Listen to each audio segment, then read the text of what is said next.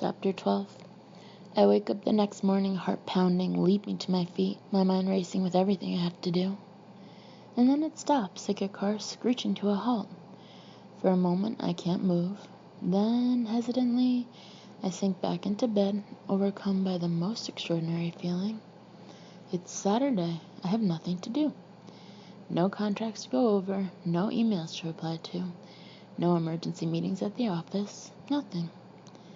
I try to remember the last time I had nothing to do, but I'm not sure I can. Seems like I've never had nothing to do, ever since I was about 7. I get out of bed, walk to the window, and stare out at the early morning translucent blue sky, trying to get my head around the situation. It's my day off. No one has any hold over me. No one can call me up and demand my presence. This is my own time. My own time. As I stand there at the window, contemplating this fact, I start to feel an odd feeling inside. Light and giddy, like a helium balloon. I'm free. A smile of exhilaration spreads across my face. For the first time ever, I can do whatever I like. I check the time, and it's only 7:15 a.m. The whole day stretches before me like a fresh sheet of paper. What shall I do? Where do I start? I'm already sketching out a timetable for the day in my head. Forget 6-minute segments. Forget hurrying. I'm going to start measuring time in hours. An hour for wallowing in the bath and getting dressed. An hour for lingering over breakfast. An hour for reading the paper cover to cover. I'm going to have the laziest, most indolent, most enjoyable morning I've ever had in my adult life. As I head into the bathroom, I can feel muscles twinging with pain all over my body. They really should market house cleaning as a workout. I run a deep, warm bath and slosh in some of Trisha's bath oil, then step into the scented water and lie back happily. Delicious. I'm just going to stay here for hours and hours and hours. I close my eyes, letting the water lap my shoulders, and time wafts past in great swaths. I think I even fall asleep for a while. I've never spent so long in a bath in my entire life. At last, I open my eyes, reach for a towel, and get out. As I'm starting to dry myself off, I reach for my watch, just out of curiosity. 7:30 a.m. What? I was only 15 minutes? How can I have only taken 15 minutes? I stand, dripping in indecision for a moment, wondering if I should get back in and do it all again more slowly. But no, that would be too weird. It doesn't matter. So I had my bath too quickly. I'll just make sure I take my time properly over breakfast. At least I have some clothes to put on. Trish took me out last night to a shopping center a few miles away so I could stock up on underwear and shorts and summer dresses. She told me she'd lead me to it, then ended up bossing me about and picking everything out for me. And somehow I ended up with not a single item in black. I cautiously put on a pink slip dress and a pair of sandals and look at myself. I've never worn pink before in my life. My entire closet at home is filled with black suits for work, and I've gotten into the habit of wearing black at the weekends too. Just makes life easy. But to my amazement, I don't look too bad, apart from the huge streak of bleach in my hair. As I make my way along the corridor, there's no sound from the geyser's bedroom. I move silently past the door, feeling suddenly awkward. It'll be a bit strange spending all weekend in their house with nothing to do. I'd better go out later, get out of their way. The kitchen is as silent and gloomy as ever, but it's starting to feel slightly less intimidating. I know my way around the kettle and the toaster, if nothing else. I'll have toast for breakfast, with orange and ginger marmalade and a nice cup of coffee. And I'll read the paper from cover to cover. That'll take me to about 11 o'clock, and then I can think about what else to do. I wonder how the Fallon's deal is progressing. The thought pops into my mind with no warning. I can't help picturing my last scribbled amendments on the draft agreement. All my work left half done. And Ketterman's due diligence report. I never finished that. My grip on the kettle tightens as I remember all the projects I've left behind. I wonder who's taken over all my unfinished deals. Edward Faulkner, maybe? He's a year or two younger than me, but pretty sharp. With a wince, I imagine him taking the files off my desk, flipping through all my work, introducing himself to the Fallon's people. The team could be there right now, finishing up an all-nighter, sitting around the table, Edward Faulkner in my place. Stop. Just stop. I mustn't think about it. I've left Carter Spink. It's nothing to do with me anymore. I'm going to relax and enjoy my free time, like any normal person. Forcing the images out of my mind, I head out into the hall where I find a copy of the Times on the doormat. I bring it back to the kitchen just as my toast is popping up. This is the life. I sit by the window, crunching toast, sipping coffee, and leafing through the paper in a leisurely way. At last, after devouring 3 slices, 2 cups of coffee, and all the Saturday sections, I stretch my arms in a big yawn and glance at the clock. I don't believe it. It's only 7:56. What is wrong with me? I was supposed to take hours over breakfast. I was supposed to be sitting there all morning, not get everything finished in 20 minutes flat. Okay, never mind. I'll soon get the hang of it. I put my crockery away in the dishwasher and wipe away my toast crumbs. Then I sit down at the table again and look about. I wonder what to do next. Abruptly, I realize I'm tapping the table with my fingernails. I stop myself and survey my hands for a moment. This is ridiculous. I'm having my first true day off in about 10 years. I should be relaxed. Come on, I can think of something nice to do, surely. What do people do on days off? My mind scrolls through a series of images from TV. I could make another cup of coffee, but I've already had 2. I could read the paper again, but I have an almost photographic memory, so rereading things I already know is a bit pointless. My gaze drifts to the garden, where a squirrel is perched on a stone pillar, looking around with bright eyes. Maybe I'll go outside, enjoy the garden and the wildlife and the early morning dew. Good idea. Except the trouble with early morning dew is it gets all over your feet. As I pick my way over the damp grass, I'm already wishing I hadn't put on open-toed sandals, or that I'd waited till later for my little stroll. The garden is a lot bigger than I'd appreciated. I walk down the lawn toward an ornamental hedge where the land seems to finish, only to realize there's a whole section beyond it, with an orchard at the end and some kind of walled garden to my left. It's a stunning garden, even I can see that. The flowers are vivid without being garish. Every wall is covered with some beautiful creeper or vine. As I walk toward the orchard, I can see little golden pears hanging from the branches of trees. I don't think I've ever seen an actual pear growing on a tree before in my life. I grew up in a townhouse with a small paved courtyard containing nothing but a few nondescript shrubs. I walk through the fruit trees toward a huge, square, brown patch of earth with vegetation growing in serried rows. These must be the vegetables. I prod one of them cautiously with my foot. Could be a cabbage or a lettuce, or the leaves of something growing underground, maybe. To be honest, it could be an alien. I have no idea. I sit down on a mossy wooden bench and look at a nearby bush covered in white flowers. Pretty. Now what? What do people do in their gardens? I feel I should have something to read or someone to call. My fingers are itching to move. I look at my watch. Still only 8:16. Oh, gosh. Come on, I can't give up yet. I'll just sit here for a bit and enjoy the peace. I lean back and watch a little speckled bird pecking the ground nearby for a while. Then I look at my watch again, 8:17. I can't do this. I can't do nothing all day. It's going to drive me crazy. I'll have to go and buy another paper from the village shop. If they've got War and Peace, I'll buy that too.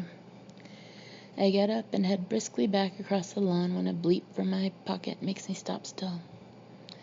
It's my mobile. It's received a text. Someone's just texted me early on a Saturday morning. I pull out my mobile feeling edgy. I haven't had any contact with the outside world for 2 days. Is it from Carter Spink? I know there are other texts in my phone, but I haven't read any of them. I know there are messages in my voicemail, but I haven't listened to a single one. I don't want to know. I finger my mobile, telling myself to put it away, but now my curiosity has been sparked. Someone texted me a few seconds ago. Someone somewhere has been holding a mobile phone, punching in a message to me. I have a sudden vision of Guy in his off-duty chinos and blue shirt, sitting at his desk frowning as he texts, apologizing or giving me some news. Some kind of development I couldn't have guessed at yesterday. I can't help it. Despite all, I feel a sudden flicker of hope. As I stand there on the early morning lawn, I can feel my mental self being dragged out of this garden, back to London, back to the office. 2 whole days have gone on there without me. A lot can happen in 48 hours. Things can change for the better. Or become even worse. They're suing me. They're prosecuting. There's some obscure piece of negligence law I don't know about. I'm gripping my phone more and more tightly. I have to know, good or bad. I flip open the phone and find the text. It's from a number I don't even recognize. Who? Who on earth is texting me? Feeling a little sick, I press OK to read. Hi, Samantha. Nathaniel here. Nathaniel? My relief is so huge I laugh out loud. Of course. I gave him my mobile number yesterday for his mother. I scroll down to read the rest of the message. If you're interested, Mom could start cooking lessons today. Net. Cooking lessons. I feel a spark of delight. What a perfect way to fill the day. I press reply and quickly text, would love to. Thanks, Sam. I send it with a little smile. This is fun. A minute or two later, the phone bleeps again. What time? Is it 11 o'clock? Too early? Net. I look at my watch. 11 o'clock is still 2.5 hours away. 2.5 hours with nothing to do except avoid Trish and Eddie. I press reply. Shall we make it 10? Sam. At 5 to 10, I'm ready in the hall. Nathaniel's mother's house is nearby, but apparently tricky to find, so the plan is to meet here and he'll walk me over. I check my reflection in the hall mirror and wince. The streak of bleach in my hair is as obvious as ever. Am I really going out in public like this? I push my hair backward and forward a few times, but I can't hide it. Maybe I could walk along with my hand carelessly positioned at my head as if I'm thinking hard. I attempt a few casual, pensive poses in the mirror. Is your head all right? I swivel around in shock to see Nathaniel at the open door, wearing a plaid shirt and jeans. Fine, I say, my hand still glued to my head. I was just... Oh, there's no point.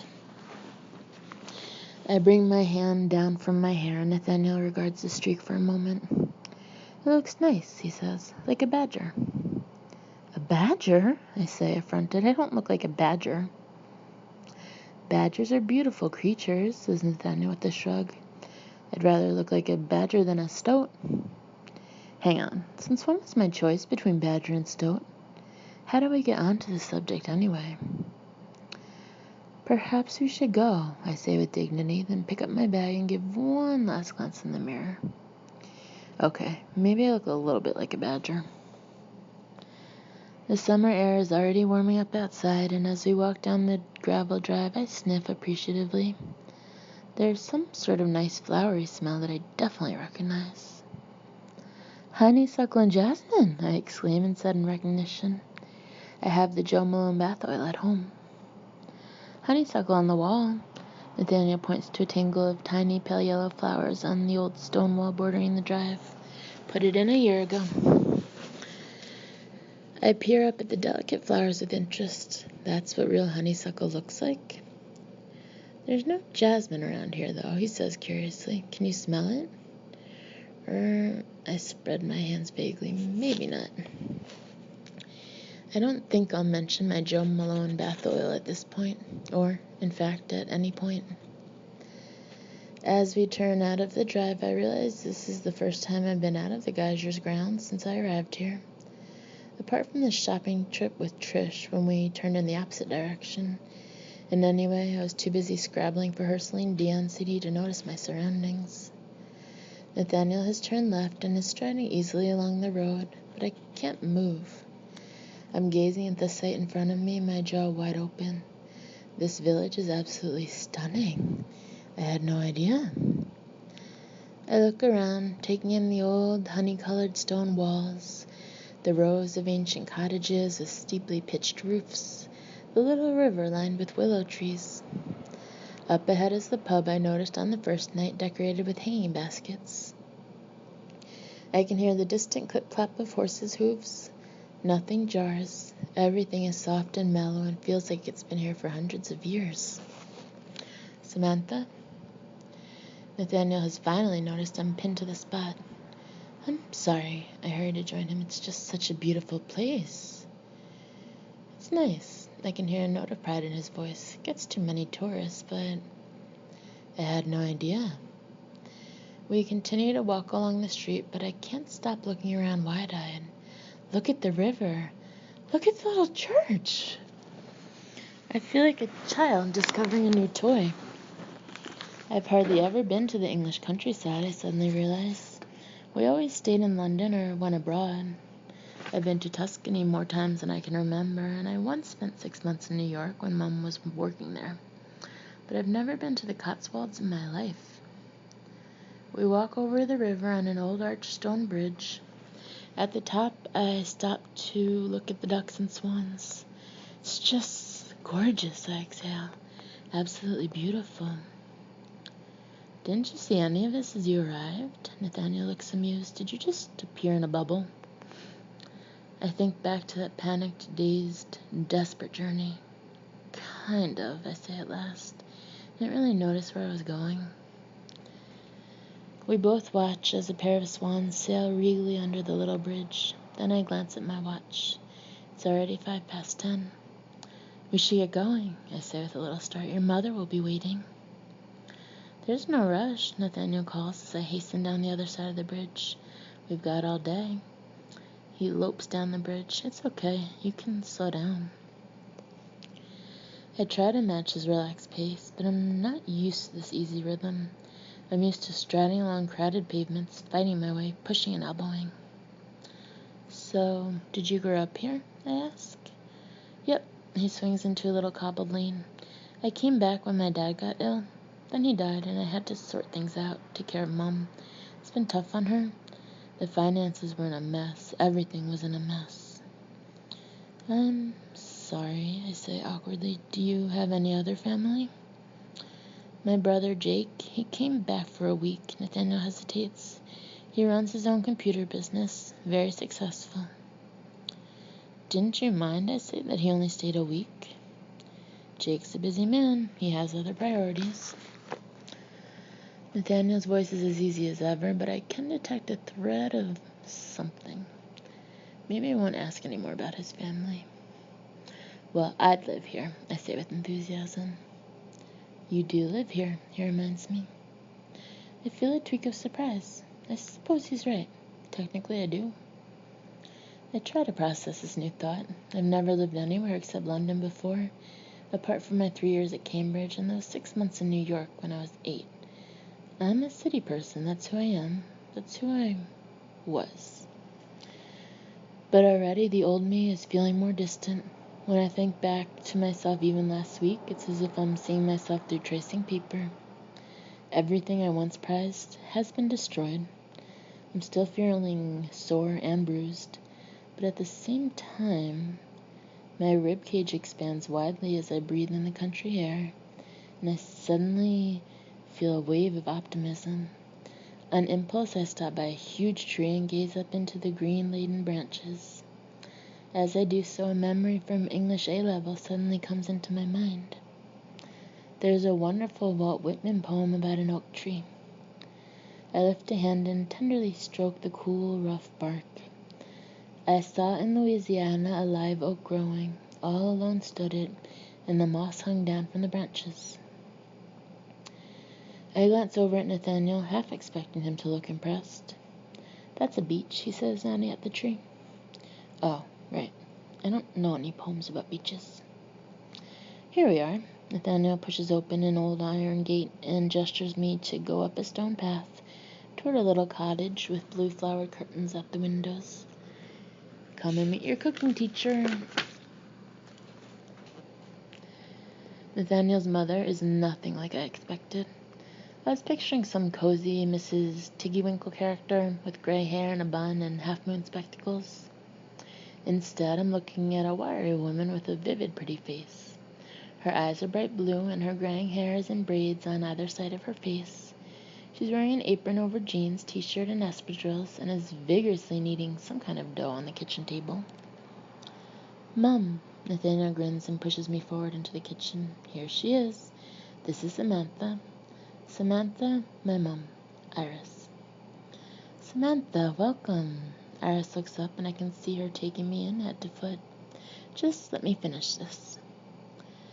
Nathaniel gestures to me to sit down, and I cautiously take a seat on a wooden chair. The kitchen is at the back of the house and is filled with light and sun. Flowers and earthenware jugs are everywhere. There's an old-fashioned range and a scrubbed wooden table, and a stable door open to the outside. As I'm wondering whether I should be making conversation, a chicken wanders in and starts scratching at the ground. Oh, a chicken! I exclaim before I can stop myself. Yes, a chicken. I can see Iris looking at me with wry amusement. Never seen a chicken before? Only in the supermarket chill counter. The chicken comes pecking toward my open-toe sandaled feet, and I quickly tuck them under my chair, trying to look as though I meant to do that anyway. There. Iris picks up the dough, shapes it efficiently into a round shape on a tray, opens the heavy oven door, and pops it in.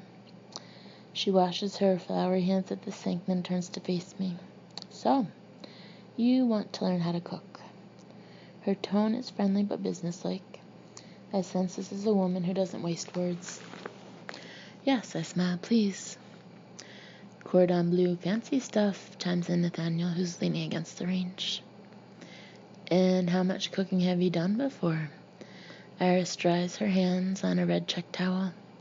Nathaniel said none. That can't be right. She folds the towel and smiles at me for the first time. What can you make? What are your basics? Her intent blue gaze is making me feel a little nervous. I rack my brains trying to think of something I can make. Well, I can make, toast, I say. Toast would be my basic. Toast? She looks taken aback. Just toast? And crumpets, I add quickly. Tea cakes. Anything that goes in a toaster, really. But what about cooking? She drapes the towel over a steel bar on the range and looks at me more carefully. What about an omelet? Surely you can cook an omelet. I swallow. Not really. Iris's expression is so incredulous I feel my cheeks flame. I never really did home economics at school, I explain. I never really learned how to make meals. But your mother surely, or your grandmother, she breaks off as I shake my head. Anyone? I bite my lip. Iris exhales sharply as though taking in the situation for the first time. So you can't cook anything at all? And what have you promised to make for the geysers? Oh gosh. Trish wanted a week's worth of menus, so I, gave her one based on this.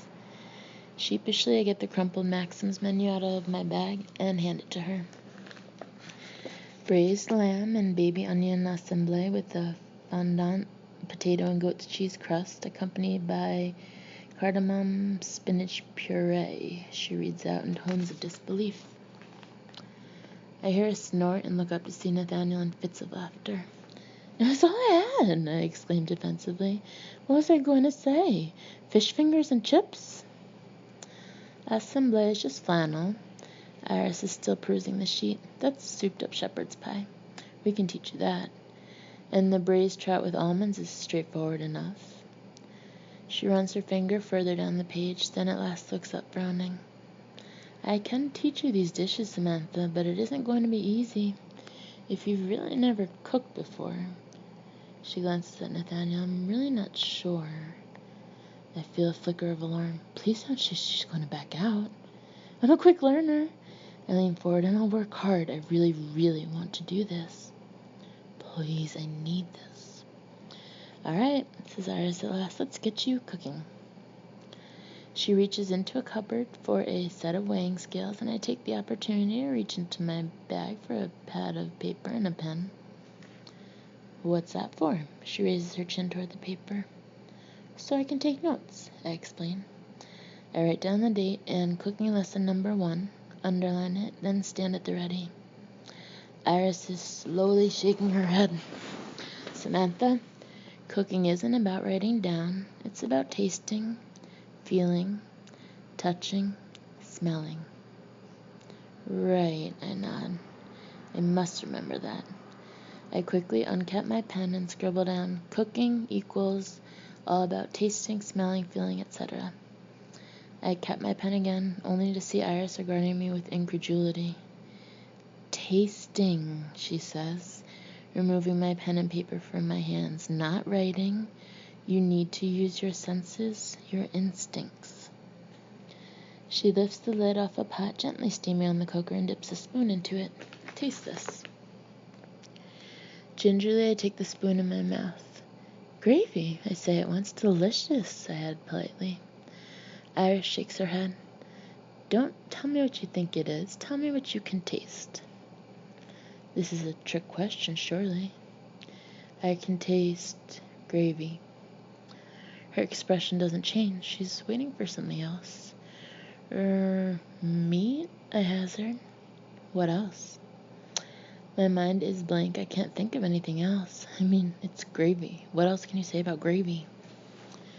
Taste it again. Iris is relentless. You need to try harder. My face is growing hot as I struggle for words. I feel like the dumb kid at the back of the class who can't do the 2 times table. Meat, water. I try desperately to think what else is in gravy. Flour, I say in sudden inspiration. You can't taste flour. There's none in there. Samantha, don't think about identifying the taste. Just tell me what the sensation is. Iris holds the spoon out a 3rd time. Taste it again. And this time close your eyes. Close my eyes. Okay. I take a mouthful and close my eyes obediently. Now, what can you taste? Iris's voice is in my ear. Concentrate on the flavors, nothing else. Eyes shut tight, I block out everything and focus all my attention on my mouth. All I'm aware of is the warm, salty liquid on my tongue. Salt, that's one flavor, and sweet. And there's another taste as I swallow it down. It's almost like colors appearing.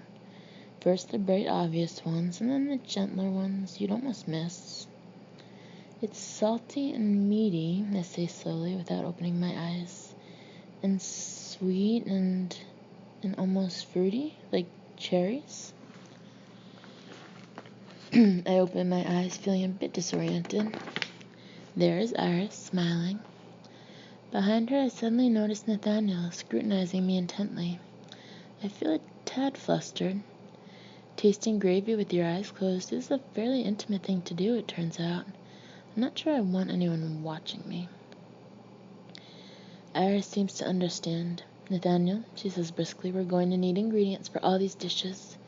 She scribbles a long list and hands it to him. Run down and get these for us, love. As he leaves the room, he looks at me with kindness. That was much better. By George, she's got it, I say hopefully, and Iris throws back her head in laughter.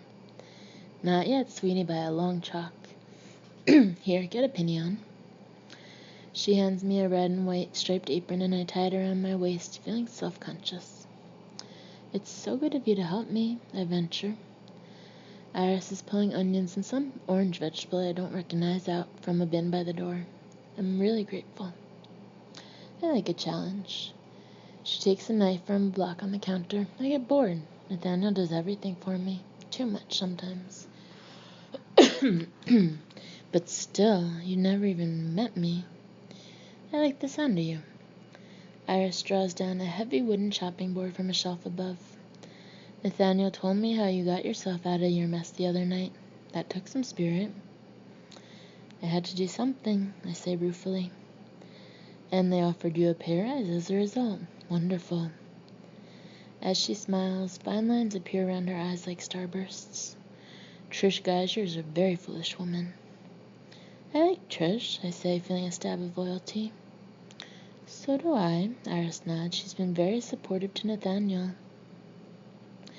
But I do sometimes wonder, she pauses, her hand resting on an onion. What? I say tentatively. Why she needs quite so much help. Why the full-time housekeeper? What does she do with her time? She looks genuinely interested. I don't know, I say truthfully. I haven't quite worked it out. Intriguing. Iris seems lost in thought for a moment. Then she focuses on me again. So you've taken the Geysers in completely? Yes, I smile. They have no idea who I am. And who are you? Her question takes me completely by surprise. Is your name really Samantha? Yes, I say in shock. That was a little blunt, Iris acknowledges, but a girl arrives in the middle of the countryside out of nowhere and takes a job she can't do. She pauses, clearly choosing her words with care. Nathaniel tells me you've just got out of a bad relationship. Yes, I mumble, my head bowed, hoping she won't start probing for details.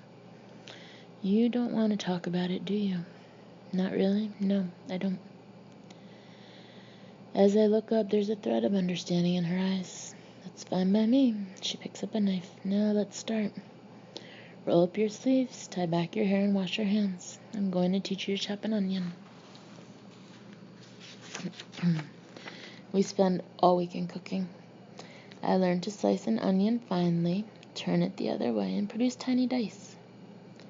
As I first watch Iris wielding her knife, I can't imagine doing the same without chopping off a finger. But after 2 ruined onions, I just about crack it.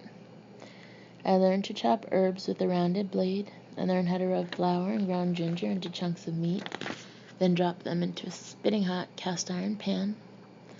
I learned that pastry has to be made with quick, cold hands by an open window.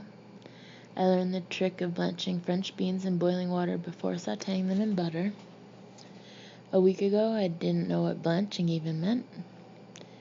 In between cooking, I sit on the back step with Iris. We watch the chicken scratch in the dirt and sip freshly brewed coffee accompanied by a pumpkin muffin or a salty, crumbly cheese sandwiched with lettuce and homemade bread. Eat and enjoy, Iris says each time, handing me my share. My impulse is to gobble down my food, but Iris always shakes her head in dismay. Not so fast. Take your time. Taste the food. As we're stirring risotto on Saturday afternoon, Iris puts on a CD of Puccini and tells me how she spent a year in Italy at the age of 20 learning to cook and speak the language. She tells me how she came home for a holiday intending to return to Italy after a month. She had been offered a cooking job there, but she met Benjamin, Nathaniel's father, and never took the job. He must have been an extraordinary person for you to do that. I look up from the risotto. Yes, he was, says Iris, her face softening. He was funny and warm and full of life, and kind, most of all kind. Then she notices my stationary spoon. Keep stirring. On Sunday afternoon, under Iris's calm guidance, I make roast chicken with sage and onion stuffing, steamed broccoli, cumin-scented carrots, and roast potatoes. As I heave the huge roasting tin out of the oven, I pause for a moment and let the warm, chicken-scented air rise over me. I have never smelled a more homey smell in my life. The chicken is golden, its crisp, crackly skin speckled with the pepper I ground on earlier. The juice is still sizzling in the tin. Gravy time, Iris calls from the other side of the kitchen. Take the chicken out and put it on the dish and cover it up. We need to keep it warm. Now tilt the roasting tin. Can you see those globules of fat floating on the surface? You need to spoon those out. She's finishing the topping on a plum crumble as she speaks. She dots it with butter and pops it into the oven, then seamlessly reaches for a cloth and wipes down the surface. I've watched her all day, moving swiftly and precisely around the kitchen, tasting as she goes, fully in control. That's right. She's by my side watching as I whisk the gravy. Keep going. It'll thicken in a minute. I cannot believe I'm making gravy. Making gravy. And like everything I've learned to make in this amazing kitchen, it's working. The ingredients are obeying. The mishmash of chicken juices, stock, and flour is somehow turning into smooth, fragrant broth. Very good, says Iris. Now pour it into this nice warm jug, sieve out any bits. See how easy that was? I think you're magic, I say bluntly. That's why everything works in here. You're a cooking witch. A cooking witch? Ha, I like that. Now come on, penny off. Time to enjoy what we've made. She takes off her apron and holds out a hand for mine. Nathaniel, have you finished the table? Nathaniel has been in and out of the kitchen all weekend, and I've got used to his presence. In fact, I've been so taken up with cooking I've barely noticed him. Now he's laying the wooden table with rush mats, old bone-handled cutlery, and soft check napkins. Wine for the cooks, says Iris, producing a bottle from the fridge and uncorking it. She pours me a glass, then gestures to the table. Sit, Samantha. You've done enough for one weekend. You must be shattered. I'm fine, I say automatically. But as I sink down into the nearest chair, I realize for the first time quite how exhausted I am and how much my feet hurt. I close my eyes and feel myself relax for the first time that day. My arms and back are aching from all the chopping and mixing. My senses have been bombarded with smells and tastes and new sensations. Don't fall asleep. Iris's voice jolts me back to the present. This is our reward. Nathaniel, love, put Samantha's roast chicken down there. You can carve. I open my eyes to see Nathaniel carrying over the serving dish, bearing the roast chicken, and feel a fresh glow of pride. My first roast chicken. I almost want to take a photo. You're not telling me you made this, says Nathaniel. Ha ha, he knows full well I made it. Just something I rustled up earlier. I wink at him, as we cordon bleu chefs do. Nathaniel carves the chicken with an expert ease, and Iris dishes out the vegetables. When we're all served, she sits down and raises her glass. To you, Samantha, you've done splendidly. Thanks, I smile, and am about to sip my wine when I realize the other two aren't moving. And to Ben, Iris adds softly. On Sundays, we always remember Dad, Nathaniel explains. Oh, I hesitate, then raise my glass. And now, Iris reaches for her knife and fork, the moment of truth. She takes a bite of chicken while I try to hide my nerves. Very good, she nods at last. Very good indeed. I can't stop beaming. Really? It's good? Iris lifts her glass to me. By George, she's got roast chicken at any rate. I sit in the glow of the evening light, not talking much, but eating and listening to Iris and Nathaniel chat. They tell me stories about Eddie and Trish, about when they tried to buy the local church and turn it into a guest cottage, and I can't help laughing. Nathaniel outlines his plans for the Geyser's garden and draws a sketch of the avenue of limes he created at Marchant House. When he gets animated, he draws more and more quickly, his hand dwarfing the stub of pencil he's using. Iris notices me watching in admiration and points out a watercolor of the village pond hanging on the wall. Ben did that, she nods toward Nathaniel. He takes after his father. The atmosphere is so relaxed and easy, so different from any meal I've ever had at home. No one's on the phone, no one's rushing to get anywhere else. I could sit here all night. As the meal is finally drawing to a close, I clear my throat. Iris, I just want to say thank you again. I enjoyed it. Iris takes a forkful of plum crumble. I always did enjoy bossing people about. But really, I'm so grateful. I don't know what I would have done without your help. Is there any way I can repay you? Don't be ridiculous. Iris takes a sip of wine and dabs her mouth. Next weekend we'll make lasagna and gnocchi. Next weekend? I stare at her. But you don't think you've finished? I've only just started on you. But I can't take up all your weekends. I'm not graduating you yet, she says with a cheerful asperity. So you have no choice. Now, what else do you need help with? Cleaning? Washing? I feel a twinge of embarrassment. She clearly knows exactly how much of a mess I got myself into the other day. I'm not really sure how to use the washing machine, I admit at last. We'll cover that. She nods. I'll pop up to the house when they're out and have a look at it. And I can't sew on buttons. Buttons. She reaches for a piece of paper and a pencil and writes it down, still munching on the crumble. Suppose you can't hem either?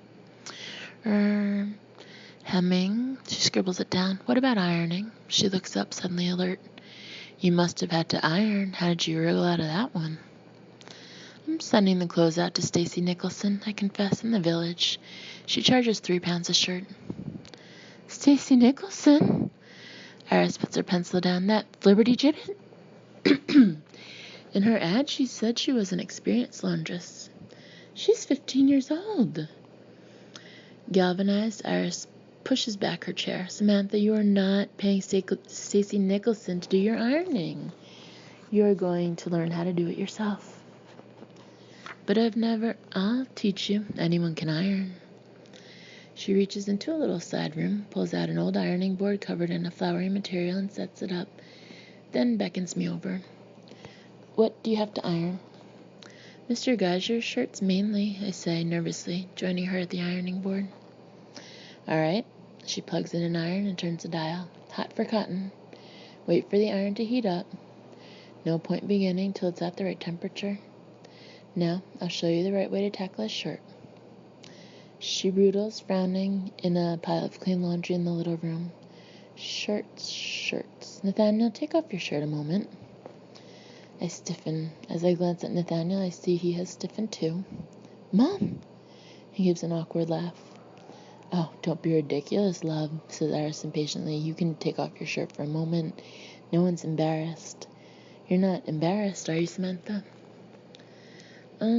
My voice is a little grainy for some reason. No, of course not.